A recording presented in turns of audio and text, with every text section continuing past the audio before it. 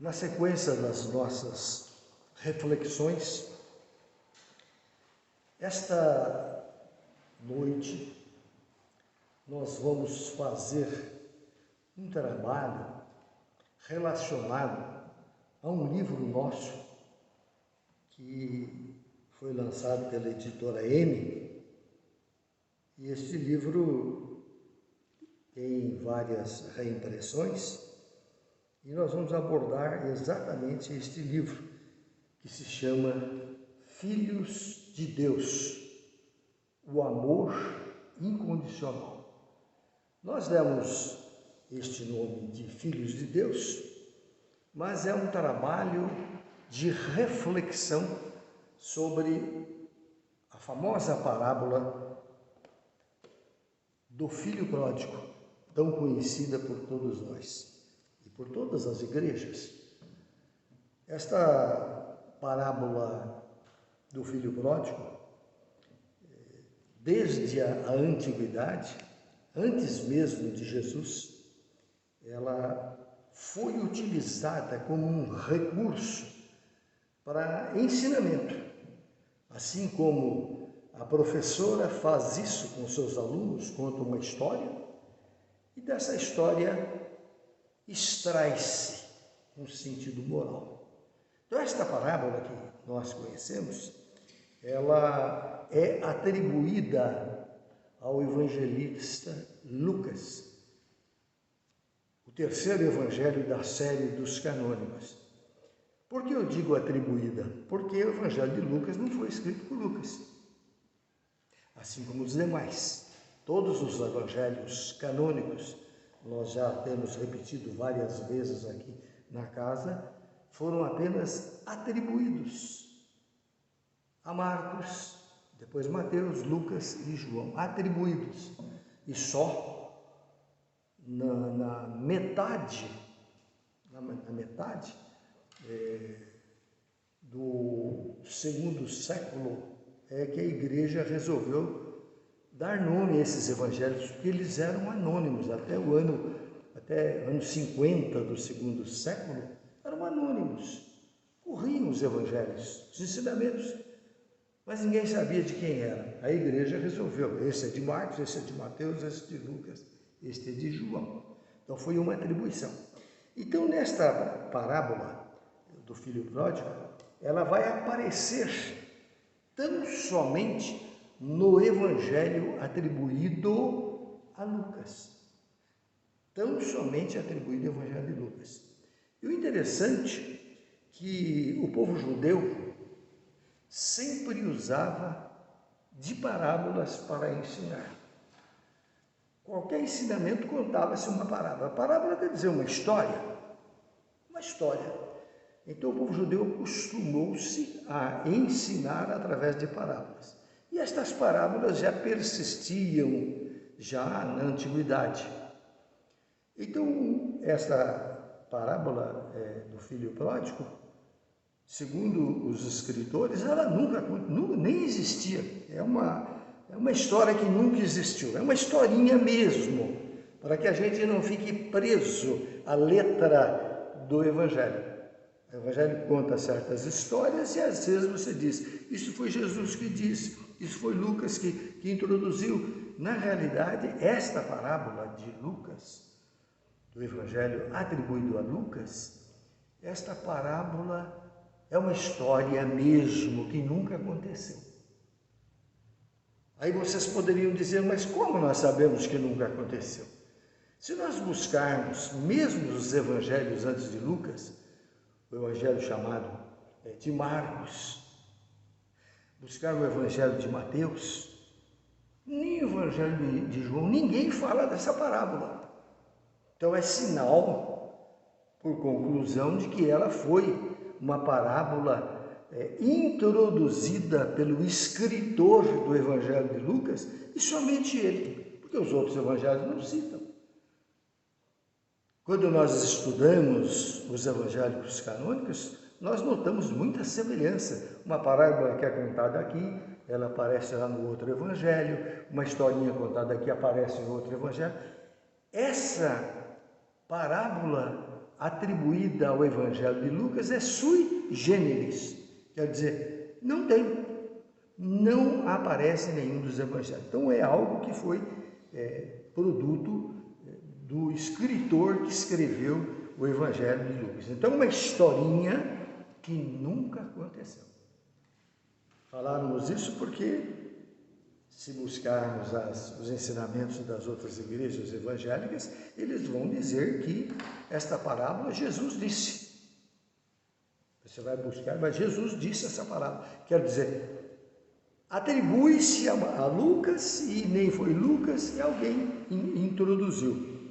Então, além dos evangelhos canônicos que nós pesquisamos, estudamos, fazemos busca, existe aquele evangelho que nós também já lançamos e tem inclusive lives com ele, com várias visualizações no YouTube.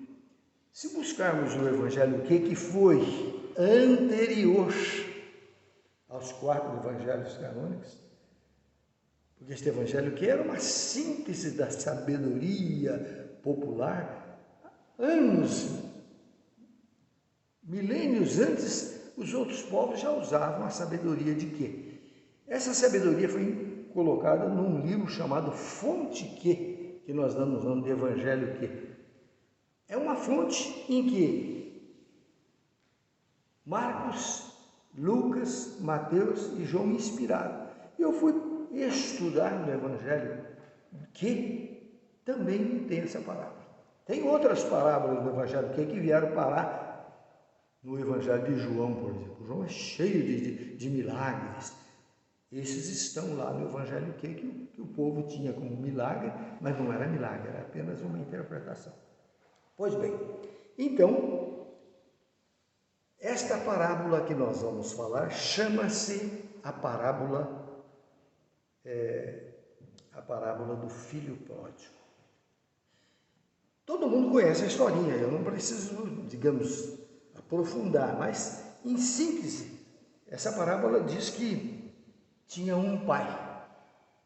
Esse pai tinha 2 filhos. Que a parábola foi chamada de um filho era egoísta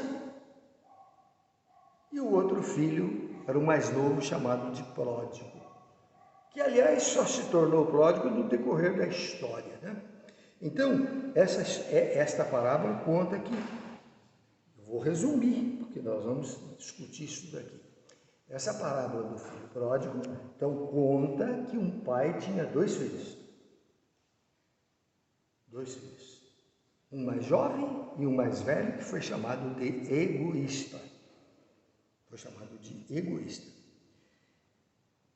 O que nos conta o escritor de Lucas é que o filho mais novo um dia disse para o pai: pai, eu quero ir embora, quero sair de casa, divida a herança.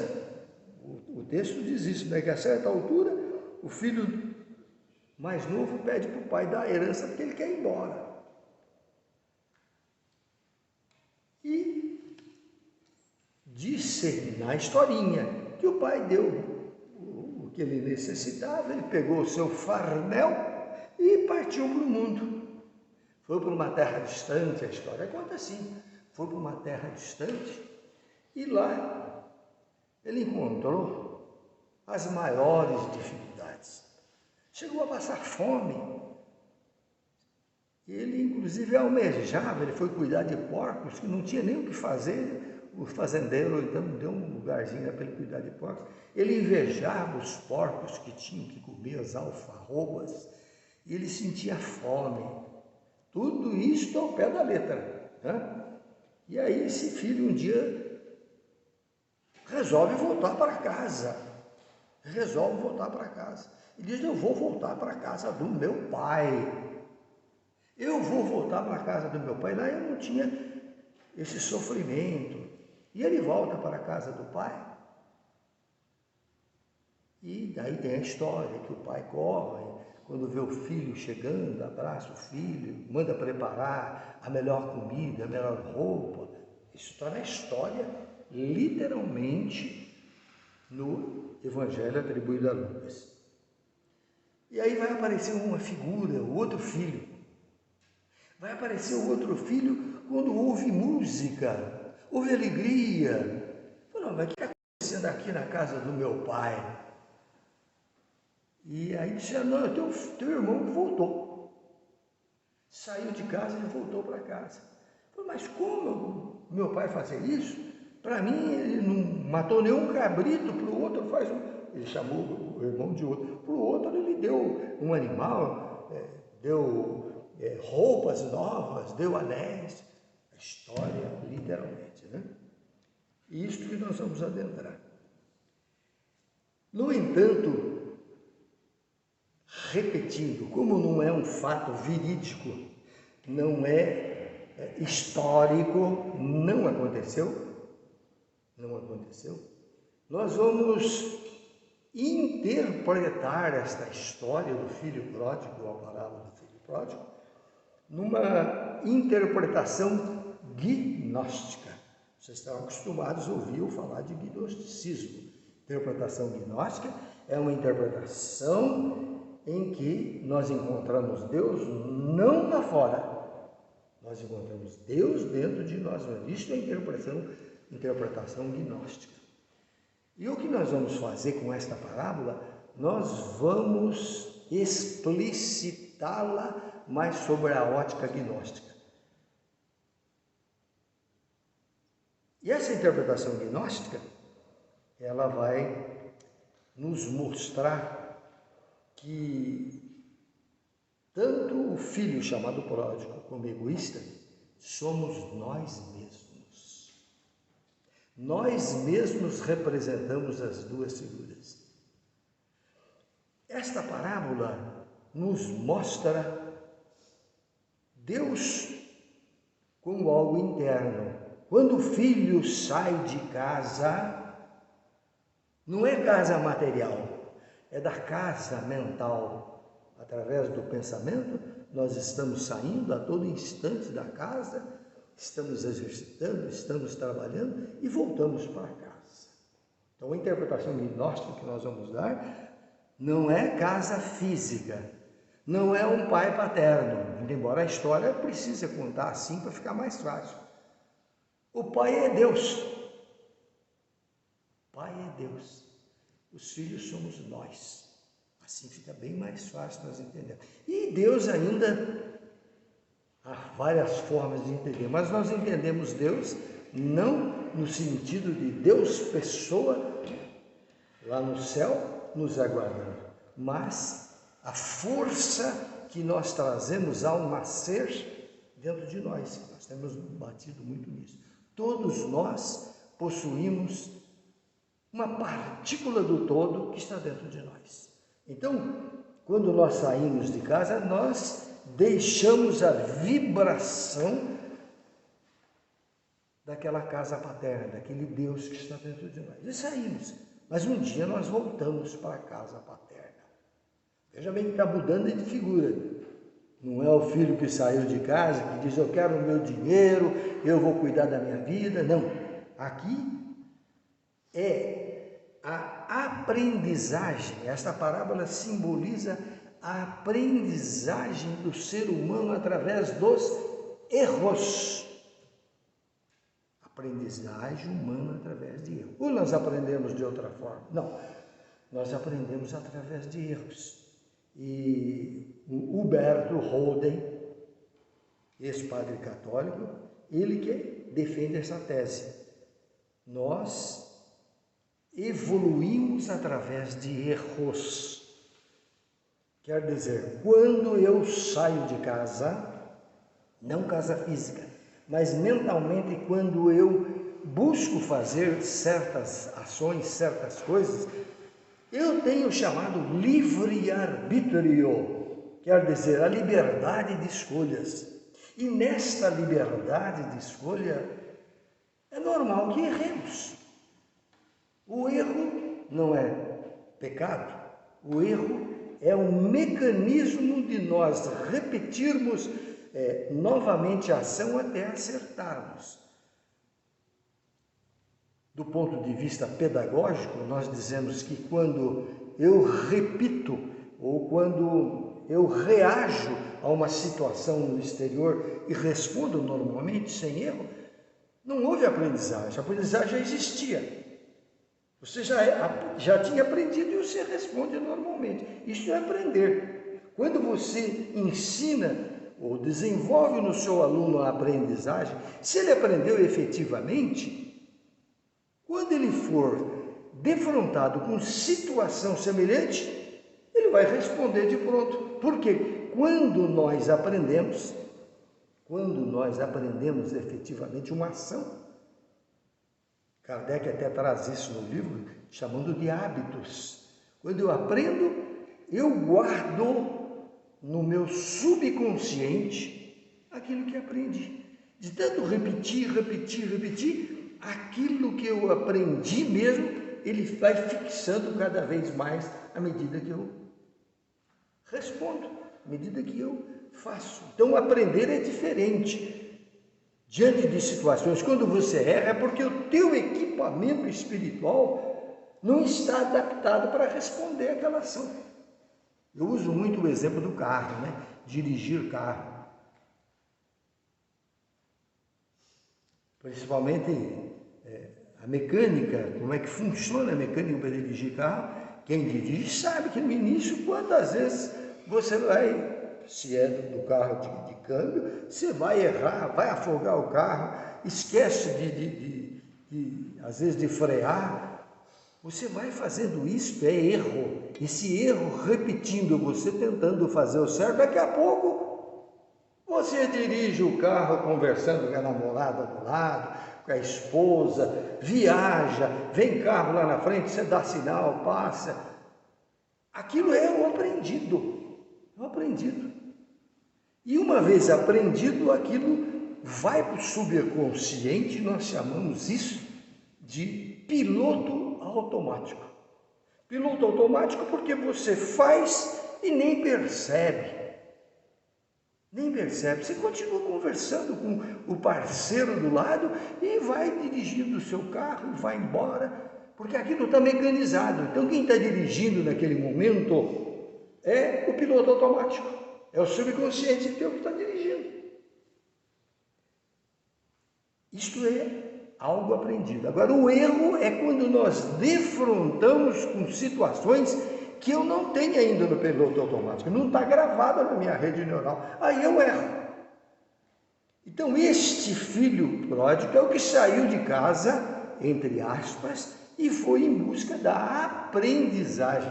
É quase uma lição de pedagogia aqui, né? Eu fui professor de pedagogia há muito tempo, uma lição de pedagogia, de didática. Então, aprender é defrontar pelo livre-arbítrio com situações da realidade, que eu posso sair bem no primeiro momento, ou posso errar. Se eu sair bem, se eu respondi normalmente, porque eu tenho patrimônio psicológico para responder aquela situação. Mas se eu não tenho, eu erro. Então, o erro é um mecanismo de nos levar à aprendizagem. O erro, depois de nós aprendemos, você também joga para o piloto automático. E assim a vida inteira nossa, esse é um processo de sair de casa, a casa psíquica, nossa casa mental, sairmos, aprendermos e voltarmos para casa. Continuamos sempre num crescente. A vida toda nós estamos sempre em busca disso. Então, feita essa colocação do que o sentido do aprender e do errar, esta parábola nos ensina um mecanismo pelo livre-arbítrio de aprender. É um mecanismo de aprender através da mecânica normal de aprendizagem. Tanto na escola, na nossa vida social, sempre nós estamos exercitando, aprendendo através dessa situação. E então, como dissemos anteriormente, o Pai é Deus, só que não é o Deus barbudo sentado num trono. Deus é esta força que todos nós possuímos intrinsecamente. Nós temos em essência dentro de nós. Todos nós possuímos. Isso não é privilégio de religioso, não é privilégio da religião A, B ou C. Isso é inerente a todo ser humano. Ao nascermos, nós trazemos esta força interior que só se desenvolverá, como diz a pedagogia, na ação. Através da ação, nós vamos errando, acertando e habituando, agindo, errando, aprendendo e colocando no nosso mecanismo de respostas. Porque o aprender não é igual para todos. É diferente. Cada um aprende de acordo com o estágio. Por isso que nós não podemos querer que os nossos filhos sejam iguais. E não são. E não são. Os filhos são diferentes porque cada um traz, na sua essência, um processo de aprendizagem. Esse processo de aprendizagem, se nós desencarnarmos hoje, nós levamos para o processo evolutivo. Nascemos mais sábios, mais inteligentes, mais bondosos, mais amorosos. Outros trazem ainda os seus defeitos maiores de vidas anteriores e vão ter que lutar para conseguir essa mudança. Vejam bem que beleza se nós adentrarmos dentro desta parábola do filho pródigo. Todos nós somos filhos pródigos. Quando nós, não é nada de ruim, é quando eu saio de casa, enfrento situação e chego a aprender. De forma que a psicologia nos diz, as nossas redes neurais. Todos nós temos redes neurais, algo que nós aprendemos que até esquecemos, mas que em determinadas situações elas reagem sem mesmo nós pensarmos. Pense isso. Quantas vezes isso não acontece conosco? Então, quando nós falamos filho pródigo e egoísta, a palavra egoísta, Kardec diz que todos nós nascemos com o egoísmo. Porque é muito criticado, você é egoísta. Não, é um mecanismo de conservação. Todos nós nascemos com o ego. Primeiro eu tenho que desenvolver o meu eu, é o meu ego, eu desenvolvo o meu eu para depois poder ensinar aos outros. Ou em outras palavras, eu tenho o meu ego, isto faz parte. Quando a pessoa diz você é egoísta, ele está referindo que você está pensando só em você. Mas ao nascermos, nós nascemos com egoísmo. E não vamos perder na íntegra o egoísmo. Quando nós vamos desenvolvendo a fraternidade, nós vamos ampliando o nosso egoísmo e colocando fraternidade nele. Então, a pessoa caridosa, ela nasceu também egoísta. Ela nasceu, todos nós.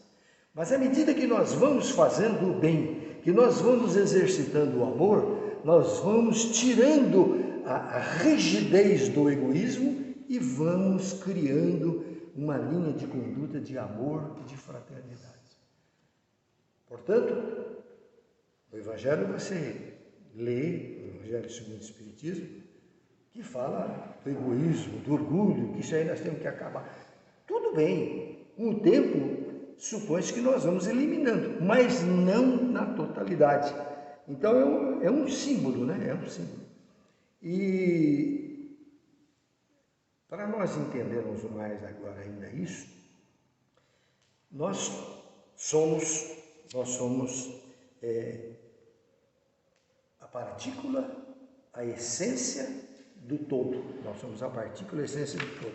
Quando a gente ouve dizer assim, principalmente nos meios religiosos, você é filho de Deus. E nós aprendemos isso.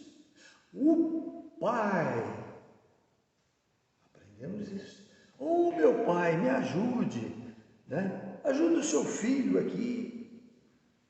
Essa é uma expressão simbólica, metafórica, é um símbolo, porque nem Deus, que é energia cósmica, é Pai, Deus não é pessoa, nem Deus é Pai, nem eu sou filho, são simbolismos, quer dizer, como eu sou da essência do todo, eu digo eu sou filho desse todo. mas é uma expressão. Se você for ao mar, pegar uma gota d'água e analisar, o que essa gota expressa? Expressa que ela é filha do mar. Porque o mar, essa gota tem o que o mar tem, composição química. Dá para entender? Então, é filha, quer dizer, faz parte em essência desse todo. Então, a gota d'água é filha do mar. Ou então, quando você tira um sangue, vai fazer um exame, por que só tira a gota e não tira todo o sangue? Porque a gota do sangue é filha do sangue que tem em você. Dá para entender isso? Quer dizer, tudo que está no sangue, numa análise de uma pequena porção, se analisa o corpo todo, o sangue todo. Então, a gotinha é filha do nosso sangue. Então, quando eu digo filho de Deus, como Deus não é pessoa, Deus não é alguém que nos castiga, que está lá no chamado utópico céu, olhando quem errou, quem acertou para castigar, como não é assim, nós somos os aprendizes, nós vamos fazer desta gota um trabalho de ação para desenvolver toda a essência do todo, toda a essência daquilo que nós chamamos de Deus. Então, nesse sentido gnóstico, é que nós estamos trabalhando para nós entendermos essa colocação do filho pródigo. Então, diz que no início da parábola, o escritor de Lucas não identifica o moço, o rapaz, o filho mais moço como pródigo. Então, dois filhos. Ele é chamado de pródigo porque ele saiu, cometeu erros, perdeu a sua energia, até que um dia ele aprendeu, eu vou voltar para a casa do meu pai. Depois que ele aprendeu, ele retorna à casa do pai. Quer dizer, retorna onde? Em si mesmo. Retorna para si mesmo. Porque nós todos, não esqueçamos isso, somos fragmentos do todo. Nós somos parte do todo. Aquilo que o todo tem, eu também tenho. Aquilo que o todo tem, eu também tenho. O Dr. Clayton Reis, até vou mostrar o livro, e eu sugiro quem puder ler esse livro, ele mostra exatamente isto, que quando fala, vós sois Deus, não é dizer que eu sou igual a Deus. Porque o Evangelho, a Bíblia traz lá num dos Salmos, dizendo, vós sois deuses. Isto está no Velho Testamento. Depois vai aparecer nas palavras de Jesus dizendo, vós sois deuses. Portanto, não é original de Jesus, já existia essa expressão no Velho Testamento. Então, quando se diz, vós sois deuses, não é que eu seja igual a Deus, mas eu tenho a desenvolver em potência Deus em mim. É isso que nós temos que entender. Vós sois Deus, não, eu já sou Deus, estou perfeito. Não. Você tem a essência do Deus, do mar, do sangue, da essência. Você tem um fragmento. Só que esse fragmento vai desenvolver quando você sai de casa e busca aprender, erra, certa, e você volta ao equilíbrio normal quando você volta à casa do Pai, que não é a casa terrena. É a casa mental sua, é a casa espiritual sua. E na parábola diz o seguinte, veja se vocês nos enquadram com seus filhos, quem tem filhos. A parábola diz que o moço, o mais moço disse ao pai, dá-me o que cabe na partilha dos bens, e disse que o pai pegou e repartiu os bens. Isso não é teoria, uma historinha, porque no povo judeu não tinha essa do filho pedir, eu quero meu bem, não tem bens materiais. Na realidade, o que o filho está dizendo para o pai, por isso que estamos interpretando a parábola no sentido gnóstico, o que o filho está falando para o pai, pai, me dá a liberdade, eu quero partir para o mundo, eu quero aprender, eu quero deixar de ser o pássaro na gaiola, eu quero voar, eu quero aprender. Quantas vezes os filhos não falam isso para a gente? Pai, eu quero partir, eu quero enfrentar. Olha, tudo bem, você vai enfrentar a dificuldade. Não, mas eu quero ir. Os filhos dizem isso para os pais. Então essa parábola está dizendo, teoricamente, portanto não literalmente, que é o momento de todos nós, no ato de aprender, nós querermos sermos nós mesmos. Nós queremos aprender. E aprender não se faz com a experiência dos outros. Diz um psicólogo chamado Carl Rogers, diz, ninguém aprende com a experiência dos outros. Por que ninguém aprende com a experiência dos outros? Porque a experiência é daquele outro, não dele. A experiência dos outros serviu para ele de acordo com a sua estrutura psicológica e ele desenvolveu o seu eu. Agora, eu tenho que desenvolver o meu ego, o meu eu. Porque a experiência dele é dele, a minha eu vou conquistar. E essa conquista é feita de suor, de trabalho, de erros. Praticamente essa parábola é praticamente um tributo ao livre-arbítrio, vejam bem. O filho pedindo para o pai a liberdade, essa é a lei da conservação. Eu quero partir para enfrentar as vicissitudes da vida e eu quero crescer. Olha o filho querendo crescer. Quantos de vocês não fizeram isso? Quantos de nós não arregaçamos as mãos e falamos, pai, eu vou partir, eu vou fazer isso, eu vou morar lá em tal lugar. E a palavra diz que o filho partiu para um lugar distante. Mas esse lugar distante não é lugar físico. Ele mentalmente resolver colocar em ação as suas potencialidades para crescer. Nós queremos crescer, porque se nós ficarmos presos aos pais e não lutarmos por nós mesmos, nós não aprendemos. E nós vamos continuando a nossa análise sobre a parábola do filho pródigo, como já comentamos inicialmente. Eu acho de uma beleza singular o que o escritor do Evangelho de Lucas fala do encontro do pai com o filho. Isso aí merece uma análise gnóstica para nós entendermos, né? Literalmente, na parábola do filho pródigo, conta o seguinte: o pai, entusiasmado, correu para encontrar-se com o seu filho, que estava tão cansado que não podia correr, mas seu pai, já idoso, esqueceu-se de sua idade e correu para encontrar-se com o filho errante. Então, essa é uma simbologia material, é uma história do pai na sua casa, saindo em busca do filho que ele pensava até que já tinha morrido. Tanto é que quando ele abraçou o filho, beijou, ele disse, porque este meu filho estava morto e reviveu.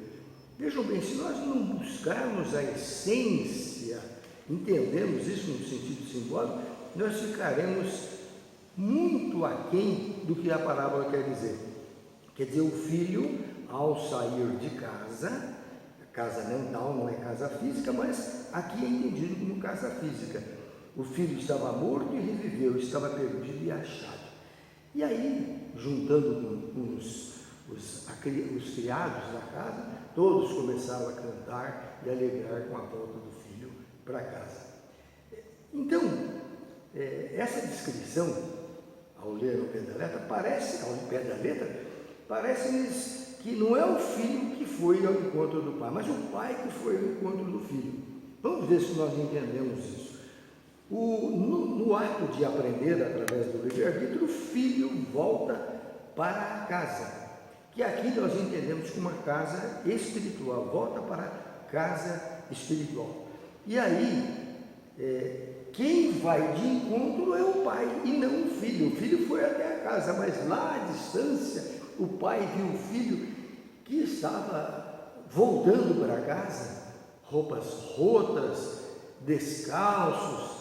Ele mandou providenciar um anel, providenciar roupa, mandou matar um animal para que eles festejassem. Tudo isso é uma simbologia para mostrar quando o espírito retorna no processo evolutivo à sua casa espiritual.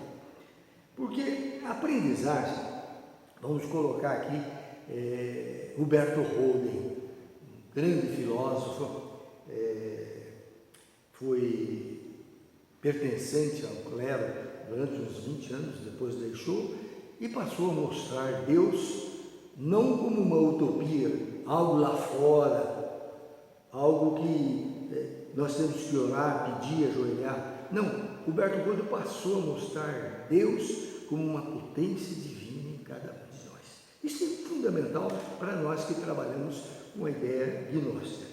E esse mesmo filósofo, ele compara a aprendizagem como uma espiral. Todo mundo conhece uma espiral, quer dizer, o instrumento vai crescendo, mas diminuindo. A cada volta esse instrumento é como se fosse uma mola, digamos assim, para ficar mais fácil. Ele vai evoluindo e cada volta é uma aprendizagem. Quando nós voltamos de uma aprendizagem, quando nós voltamos de um ato que nós aprendemos, nós damos uma volta na espiral. Mas vejam bem, não voltamos ao mesmo lugar, nós estamos uma volta a mais, quer dizer, uma aprendizagem a mais. E o Huberto Holden, falando dessa espiral que nunca fecha, compara isso com a educação, com a aprendizagem. E essa comparação com o filho pródigo é isso. Nós estamos constantemente em busca da perfeição. Na escala espírita, inclusive, fala do espírito puro. Mas Kardec, lá no Evangelho segundo o Espiritismo, justifica essa ideia de que a perfeição não é absoluta. A perfeição é relativa. Cada volta da espiral evolutiva, nós evoluímos um pouco mais. Cada volta da espiral, nós eliminamos alguma imperfeição e crescemos um pouco mais. Então, a chegada desse filho trouxe esse entendimento que nós precisamos analisar com bastante precisão.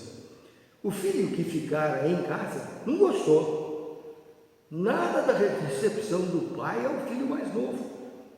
Essa personagem, embora não confessemos, é imagem de nós mesmos, porque nós nascemos, como já expusemos anteriormente, nós nascemos com o egoísmo, com o nosso ego. Nós temos que desenvolver cada vez mais o nosso ego, introduzindo amor, introduzindo fraternidade, mas sempre teremos o desenvolvimento do nosso ego.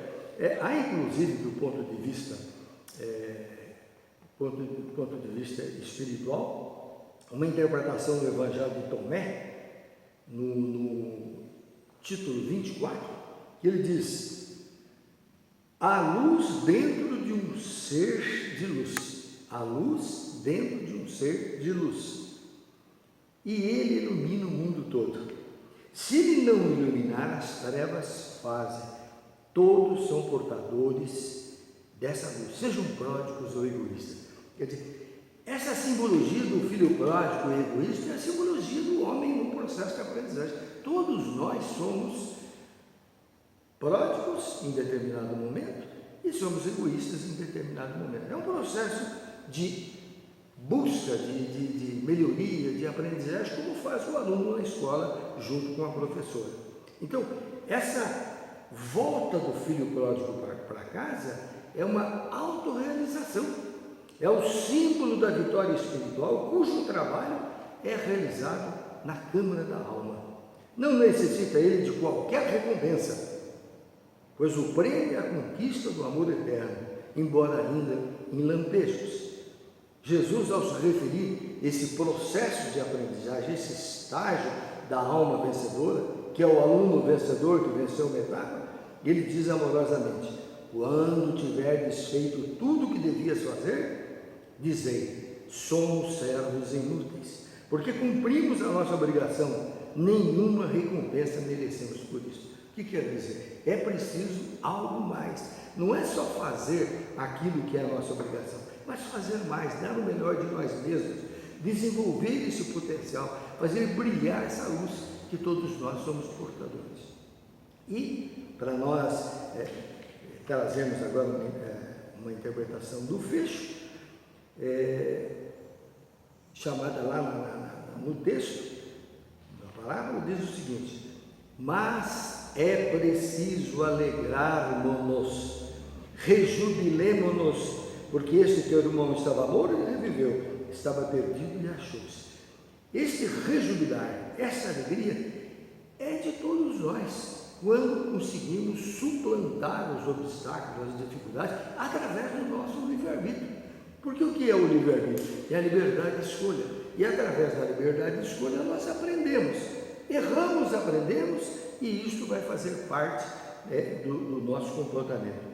E aqui nós estamos praticamente chegando ao fecho de nossas reflexões sobre a parábola do filho pródigo e o egoísta, que, sob a nossa ótica, trata-se do retrato da história do próprio homem, através de erros, mesmo que nós não entendamos, mas no ensejo de alcançar cada vez mais a perfeição. Então, esta parábola, se nós buscarmos a sua essência, nós vamos entender que esse processo de aprender é o que ocorreu com o filho pródigo, que saiu de casa e voltou para casa. Todos nós erramos, isso faz parte do jogo da aprendizagem. Isso é algo natural no processo evolutivo, embora as religiões dogmáticas ensinem que quando erra está pecando. Isso é pecado, mas não é. Não existe pecado quando nós erramos, pois toda correção é feita pelo próprio infrator. Então não adianta você orar porque você errou, pedir perdão, se você não corrigiu o erro. Nós temos que corrigir o erro no momento do despertar da consciência. É claro que cada um está num estágio, nem os próprios filhos são iguais, cada um está num estágio evolutivo. Normalmente, se levarmos em consideração o processo reencarnatório, cada um traz ao nascer aquilo que aprendeu em existências anteriores e vai continuar dando desenvolvimento ao seu potencial. Então, nós somos julgados sempre pela nossa consciência. Não há um juiz externo, não há um Deus externo. Diz Rode, isso é uma utopia, porque Deus é essa potência divina em nós. Deus é essa presença maior da energia cósmica em nós.